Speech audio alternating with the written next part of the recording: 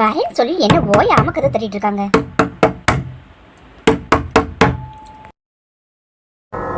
யார் அது? கதை ஓயாம தட்டிட்டு இருந்தாங்க, இப்ப யாரையும் காணுமே. தட்டிட்டு போயிட்டாங்க போல.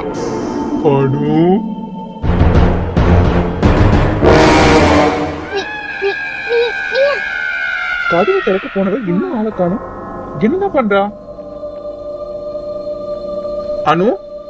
என்ன இவ இப்படி சில மாதிரி நிக்கிறா? ரமேஷ் ரமேஷ் செத்து போயிட்டுதான் அனு சொன்னது. அப்போ அதெல்லாம் பொய்யா? இதோ நிக்கிறானே ரமேஷ், உயிரோட நல்லதானே இருக்கான். அனு எதையோ பார்த்து பயந்து பொய் சொல்லிட்டேன்னு நினைக்கிறேன். உயிரோட தானே இருக்கான் இவன். உள்ளவா மச்சான், ஏன் வெளியே நிக்கிற? வாரேன்.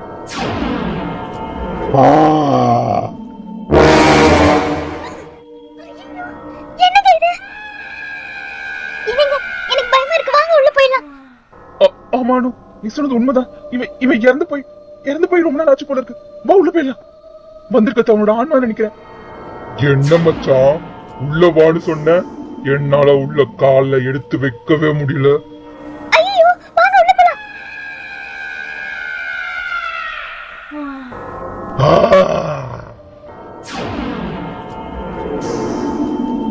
இந்த வீட்டுக்குள்ள போக என்ன ஏதோ ஒண்ணு தடுக்குது.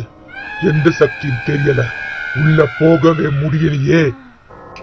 என்னங்க என்ன நடக்குதுங்க? எனக்கு ஒண்ணும் புரியலையே. எனக்கும் தான் இங்க சுத்தி என்ன நடக்குதுன்னு எனக்கே புரியல. ரமேஷ் இறந்து போயிட்டான் நீ சொன்ன, ஆனா நான் அப்ப கூட நம்பல. இப்ப வந்தப்ப கூட நீ ஏதோ தெரியாம தான் சொல்லியிருக்கான் உயிரோட தான் இருக்கான்னு நினைச்சேன். ஆனா அவன் இறந்து பல நாள் ஆயிடுச்சு போல இருக்கானோ. ஆனா அவனால உள்ள வரவே முடியலையேங்க. ஏன் கால் எடுத்து வைக்கிறான், அதுக்கப்புறம் ஒரு பிரேத உருவம் மாதிரி மாறிடுறானே. அது அனு, இந்த வீடு கட்டும் போது ஒரு தடவை எங்க அப்பா சொன்னாரு, சாமி கிட்ட மந்திரிச்ச தகடெல்லாம் வீட்டை சுத்தி வச்சிருக்கேன்னு. அதனால கூட இருக்கலாம். அந்த தகடுகளோட சக்தியால தான் அவனோட உள்ள வர முடியலன்னு நினைக்கிறேன். அப்படியாங்க? மாமா செஞ்சது எப்போ ஒண்ணு இப்ப நம்மள காப்பாத்திருக்குங்க.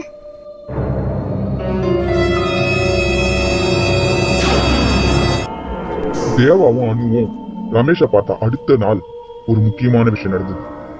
என்னாச்சு? ஓம் கிரீம் லம் ஓ சிவாய நம. ஊரோட கடைசியில இருக்கிற ஒரு காட்டுக்குள்ள ஒரு மந்திரவாதி பூஜை செஞ்சுட்டு இருந்தான். அந்த அடர்த்தியான இருட்டுல அவன் பூஜை செய்யற இடம் மட்டும் அக்னி குண்டத்தோட உதவியால ஜொலிச்சது. அந்த வகையான அக்னி குண்டத்தை கொடூரமான அகோரிகள் மட்டுமே உபயோகப்படுத்துவாங்க.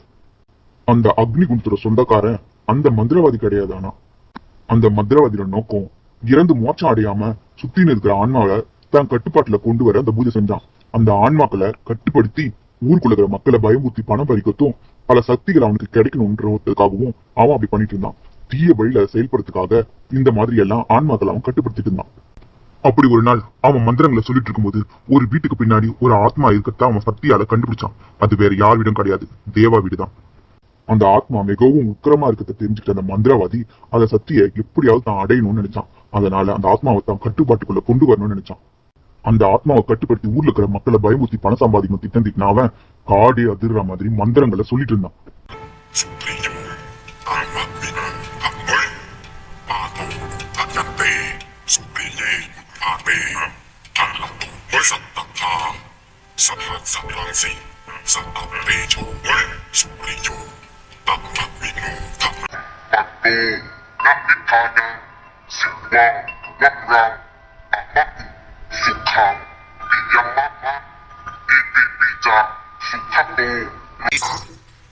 มนุษย์ทั้งหลายมุ่งร้ายต่อข้าอนัตตาสูงด้วยนะโมพุทธายะทุกขโตทุกขฐานังพุทธสัจจัง.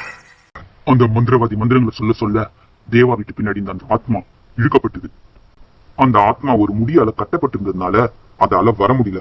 அதனால அது இழுக்கிறதுக்கு ரொம்ப சிரமப்பட்ட அந்த மந்திரவாதி அந்த ஆத்மா நம்ம கிட்ட வர மறுக்குதுன்னு நினைச்சுக்கிட்டு அதுக்கு அதிக சக்தி இருக்குதான் நினைச்சு அவன் ஓயாம மந்திரங்களை சொல்லிக்கிட்டே இருந்தான்.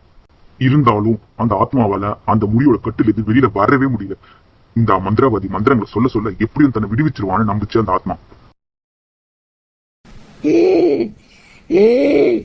இந்த மந்திரவாதி என்ன மந்திரம் போட்டு என்னை இழுக்க நினைக்கிறான்.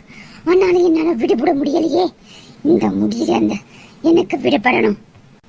கண்டிப்பா இந்த மந்திரவாதி இந்த கொட்டுல இருந்து என்ன விடுவிச்சிரும்.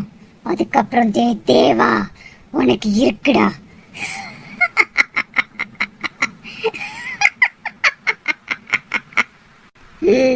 சொல்லு, மந்திரத்தை அப்படிதான் சொல்லு. இந்த கட்டில இருந்து என்ன விடுவி.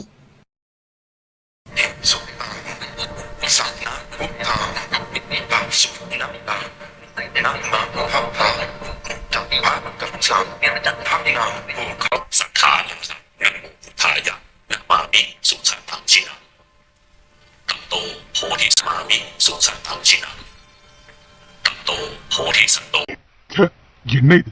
எவ்வளவு சக்தி வாய்ந்த மந்திரத்தை சொல்லியும் அந்த ஆத்மாவை கட்டுப்பாட்டுக்குள்ள கொண்டு வரவே முடியலையே. ஒருவேளை பக்கத்தூர்ல இருக்க மந்திரக்காரங்க யாராவது அந்த ஆத்மாவை கட்டி போட்டுருப்பாங்களா? இவ்வளவு மந்திரத்தை சொல்லியும் வரலனா அப்ப யாராவது அந்த ஆத்மாவை கட்டி தான் போட்டிருக்கணும். கண்டுபிடிக்கிறேன்.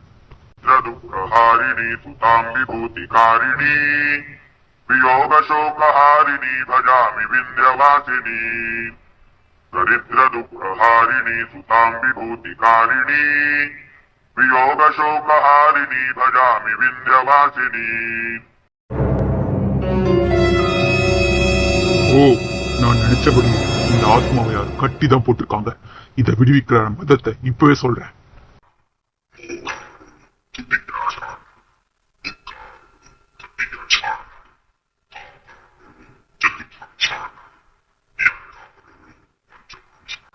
அந்த ஆத்மாவோட கட்டை இப்பவே அவுக்கணும். விடிஞ்சிச்சுன்னா அதோட சக்திகள் எல்லாம் அடங்கிடும். இப்பதான் அதோட சக்தி உச்சத்துல இருக்கும். அந்த கட்டை நான் அவிழ்த்தே ஆகணும்.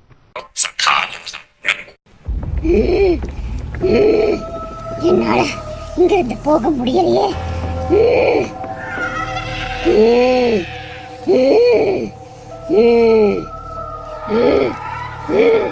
இன்னும் கொஞ்சம் தான், கட்ட இன்னும் கொஞ்சம் தான் இருக்கு. விழுந்துருச்சு. அந்த மந்திரவாதி இருக்கிறவனே.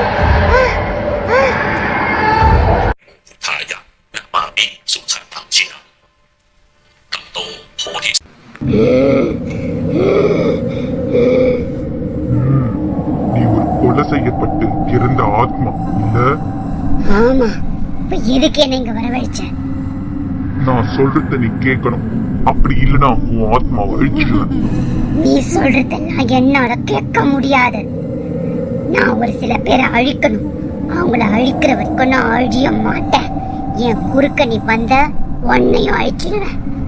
அப்படியா? இப்ப உன்னை கட்டி போடுறப்ப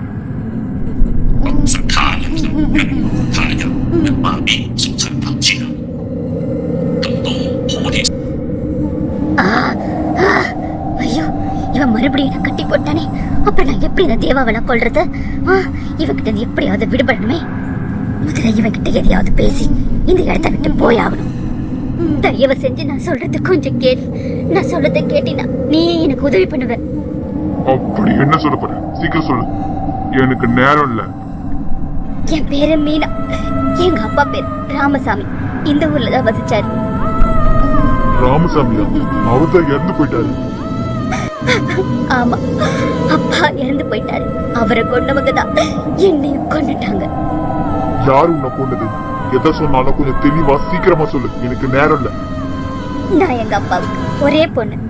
நான் பிறந்த உடனே எங்க அம்மா இறந்துட்டாங்க. அதனால எங்க அப்பா என்ன ரொம்ப செல்லமா வளர்த்தாரு. இதே ஊர்ல இருக்கிறானே தேவா, அவன் என்னோட மாமா பையன். அவனுக்கு தான் எனக்கு கல்யாணம் பண்ணி கொடுக்கணும்னு எங்க அப்பா அடிக்கடி சொல்லிட்டு இருப்பாரு. ஆனா எனக்கு அதுல பெருசா உடன்பாடு இல்ல. நான் சின்ன வயசுல இருந்தே அவன் கூட தான் வளர்ந்தேன். அதனால எனக்கு அவன் மேல எந்த மாதிரி எண்ணமும் இல்லை. நான் காலேஜ் வரும்போது இந்த ஊருக்கு பக்கத்துல இருக்கிற பையன் ஒருத்த மேல காதல் வந்தது. அதுக்கப்புறம் அவனும் நானும் உயிருக்கு உயிரா பழகணும். இந்த விஷயம் என் மாமா பையன் தேவாக்கு தெரிய வந்தது. என்ன கல்யாணம் பண்ணிக்கிட்டா எங்க அப்பா கிட்ட இருக்கிற எல்லா சொத்தும் அந்த தேவாக்கு போய் சேரும்னு அவனும் அவங்க அம்மாவும் திட்ட போட்டாங்க. அதனால அவன் என்ன கல்யாணம் பண்ணிக்கணும்னு நினைச்சான். என் மேல இருக்க ஆசையால இல்ல, எங்க அப்பாவோட சொத்து மேல இருக்க ஆசையால. என்ன கல்யாணம் பண்ணிக்கிட்டா